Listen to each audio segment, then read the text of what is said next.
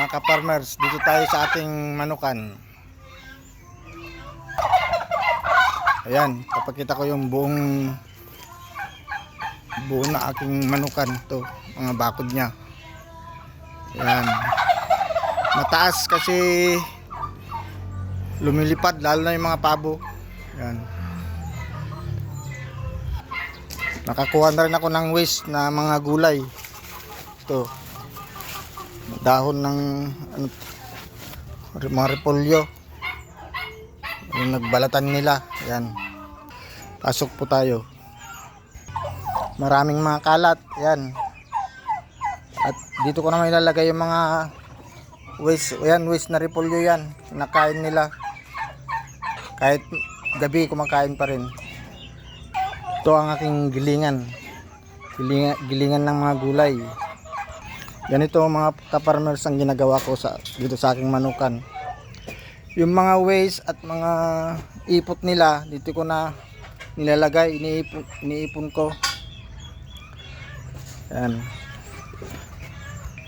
Ito naman yung naipon ko na, pang isang linggo na akong tumigil na magtapon dito. Tingnan natin kung okay na sa loob. Ayan, basa pa, hindi pa pwede, hindi pa na-decompose.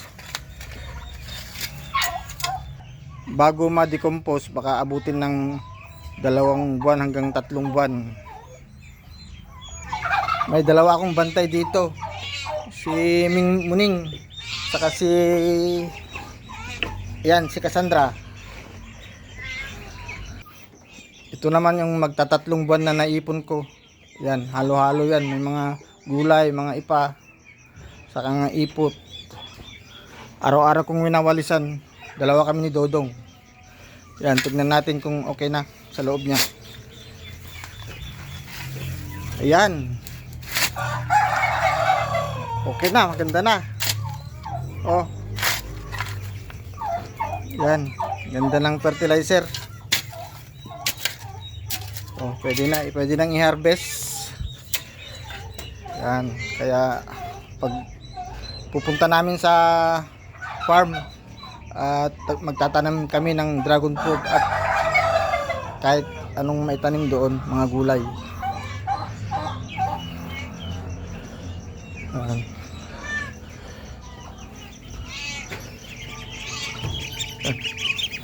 Meron pa akong maliliit dito. Yan, peking duck, saka sisi na pabo at manok. Thank you sa panunood mga idol. Thank you.